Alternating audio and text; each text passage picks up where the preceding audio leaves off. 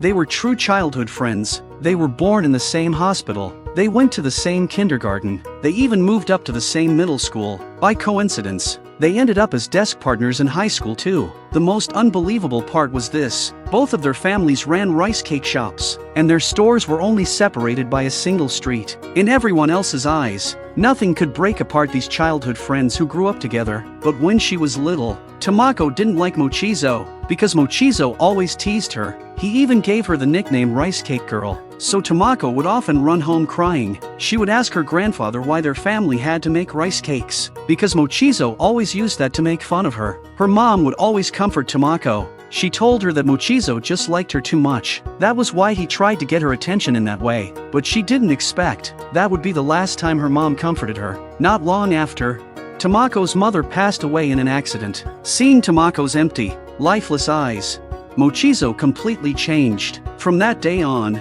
he never bullied Tamako again. To make Tamako smile, he tried every possible way to cheer her up. Whenever he saw Tamako in trouble, he was always the first to help. Mochizo even made a telephone out of 2 paper cups. He gave one to her, so whenever she felt sad, she could use that string phone to talk to him. Even after entering high school, they still used this way to chat. Often, they would talk late into the night, but Tamako had a natural weakness. Her sense of balance was terrible. Every time Mochizo tossed the cup to her, it would land right on her forehead. She had never once caught the cup that Mochizo threw. Maybe it was because of adolescence, but Mochizo slowly began to fall in love with Tamako. He would sometimes secretly watch Tamako's videos on his computer. His silly smile in front of the screen was impossible to hide. Every time his classmates caught him, he would deny it in embarrassment. Everyone thought their relationship would naturally take the next step, but neither of them ever said the words hidden in their hearts. Time flew by,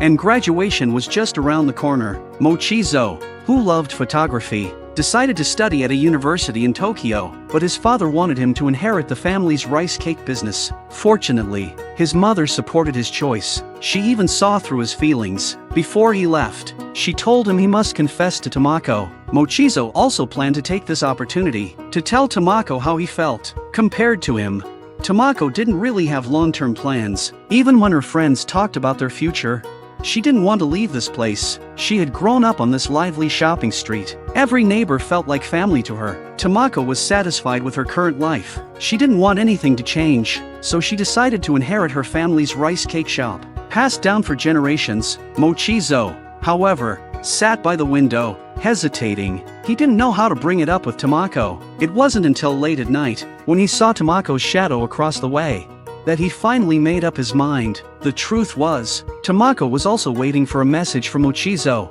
Mochizo tossed the cup across. In his heart, he prayed, if Tamako could catch the cup this time, he would take the chance to confess. But to his surprise, this time, she actually caught it. Mochizo felt even luck was on his side. He gathered his courage, ready to speak, but when he looked out the window, it wasn't Tamako, it was her younger sister, Anko. Anko said she just came into her sister's room to grab a pen refill. At that moment, Mochizo was crushed with disappointment. Everything he had planned fell apart, so he decided, the next morning, when he saw Tamako, he would confess to her face to face. He even rehearsed his opening line and everything that would follow, but fate took him by surprise. On his way to the bathhouse, he suddenly ran into Tamako at the entrance. Startled, Mochizo dropped everything he was carrying, having just failed once already.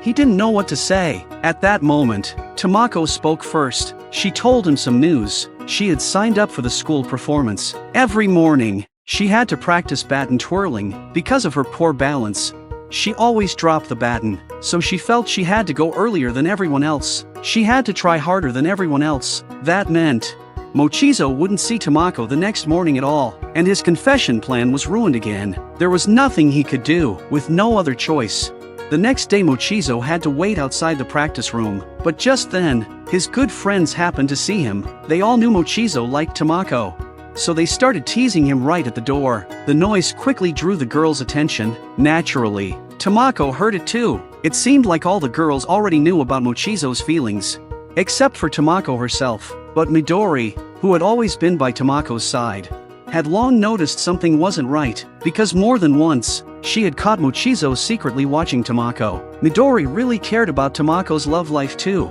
Every time she saw Mochizo sneaking glances at Tamako, she couldn't help but worry about the two of them, so she decided to help Mochizo pursue Tamako. And just like that, Mochizo gathered his courage once more. He asked Tamako to meet him by the riverside, the place they often went as kids. After struggling for a long while, he finally said the words he had been holding back. "I'm preparing to attend university in Tokyo.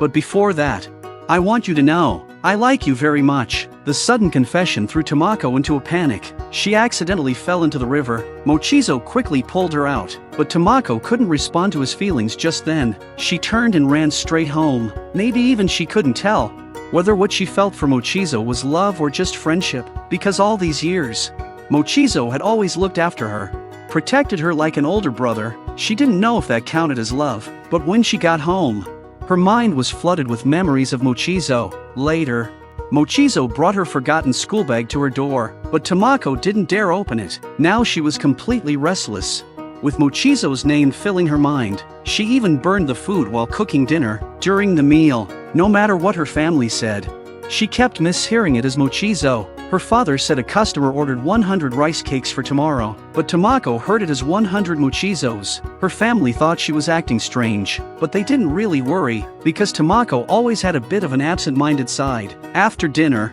Tamako went back to her bedroom. The moment she saw her school bag, she remembered Mochizo's confession. Her face instantly turned red. Anko thought she had a fever, but only Tamako knew that nervous, shy, yet wonderful feeling she was having. Meanwhile, Mochizo was starting to regret it too. He worried Tamako would reject him, and that they might not even be friends anymore. Back at school, Tamako couldn't stop thinking about how to respond to Mochizo's confession. She couldn't focus during practice at all. Her balance was already poor. Now she couldn't catch a single baton. To concentrate better on her training, Tamako began deliberately avoiding Mochizo. Whenever he was nearby, she pretended not to see him, even if they were only half a meter apart.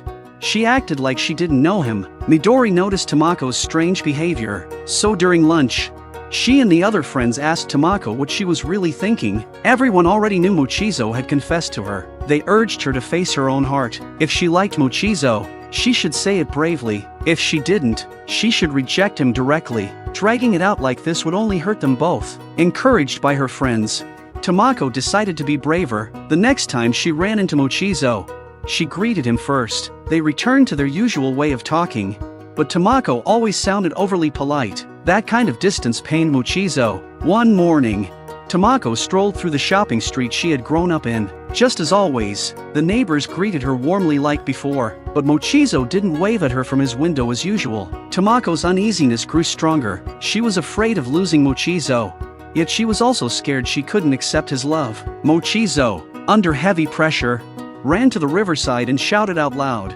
venting his frustration. For a moment, he didn't know what to do. After school, Tamako sought out Midori and confided in her, telling her everything that had happened lately. The truth was, Tamako had already realized it herself. She did like Mochizo, but Mochizo was talented. He was heading to a big city for university, and she could only stay home to make rice cakes. She felt she wasn't good enough for him. That was why she kept hesitating. From that moment on, Tamako seemed to care about Mochizo even more. Even just glancing at him would make her blush. But whenever Tamako couldn't see him, she couldn't stop missing him. After school one day, a girl from her class told Tamako that she was going to study abroad. Although she was unsure if it was the right decision, she still wanted to give it a try. Her words instantly woke something inside Tamako. Why couldn't she try as well? How would she know the result if she never tried? After all, love was something two people had to work on together. Meanwhile, because Mochizo still hadn't received a reply from Tamako, he felt extremely discouraged. He even started doubting his own decision. The cafe owner gave him some advice. Youth slips away in an instant. It doesn't even wait for a spoonful of sugar to melt. He told Mochizo not to do anything he would regret later. On his way home, Mochizo suddenly saw an ambulance parked in front of Tamako's house. He rushed to ask what had happened. It turned out Tamako's grandfather had collapsed. Just then, her grandfather was carried out on a stretcher by the medics. Tamako looked terrified, her eyes brimming with tears. She was completely helpless, not knowing what to do, but the moment she saw Mochizo, Tamako suddenly felt a deep sense of relief. She realized something important: as long as Mochizo was by her side, she had the courage to face anything no matter how hard. Fortunately, after treatment, her grandfather was fine. Her whole family could finally breathe a sigh of relief. Since the hospital needed a family member to stay, Tamako volunteered to take care of her grandfather. Mochizo also chose to stay. He stayed by her side. That night, they talked for a long time. Mochizo said that he hoped they could still be friends in the future, but this time, Tamako didn't respond either. Her heart sank a little. She thought what Mochizo meant was that he didn't like her anymore. The next day, Tamako told her friends about everything between her and Mochizo. Her friends all advised her to take the initiative. Encouraged by everyone, Tamako finally gathered the courage to take action. She decided to confess her feelings to Mochizo. At a corner in the hallway, her friends pushed the shy Tamako forward. Tamako forced herself to speak up at last, but by then, Mochizo had already walked away. He didn't hear a thing, so instead, they dragged Tamako to Mochizo's house. But as soon as she saw Mochizo, Tamako panicked and ran off. Her confession plan had failed again. Back at home, Tamako happened to find a recording left by her mother. It was a song her mom had once recorded for her dad, but at the end of the recording, her mother mentioned something. Back then, because she had delayed giving her father a response, she had almost missed out on her love story. Hearing her mother's voice, Tamako finally understood. She decided she had to give Mochizo an answer, no matter the outcome.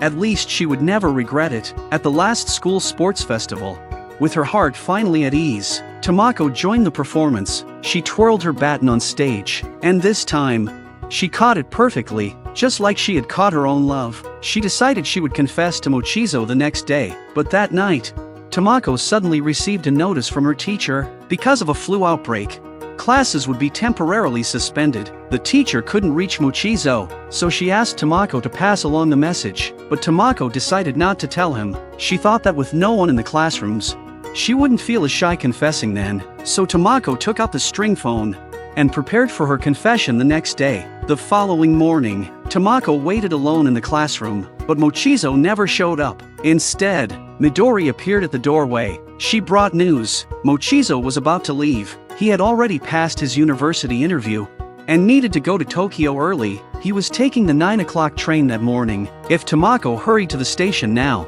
she might still make it. But in truth, Mochizo was only going for a campus tour. He would be back the very next day. Midori had told a small, well-meaning lie, but it was this lie that gave Tamako the final push she needed. She grabbed the string phone and rushed out of school. She ran with all her strength toward the station. Midori ran with her too. At last, Tamako reached the station. She searched desperately through the crowd for Mochizo, but no matter how hard she looked, she couldn't find him. Just then, as if sensing something, Mochizo paused before boarding the train. He heard a familiar voice. He never would have imagined the usually timid and shy Tamako would shout his name out loud in the middle of a crowd. Tamako slowly walked toward him. Mochizo was shocked and overjoyed. He didn't even realize the train had left without him. Tamako threw the string phone to Mochizo. She told him to toss the other end back, just like old times. This time, Tamako caught it firmly, and at the same time, she firmly caught her own love. At last,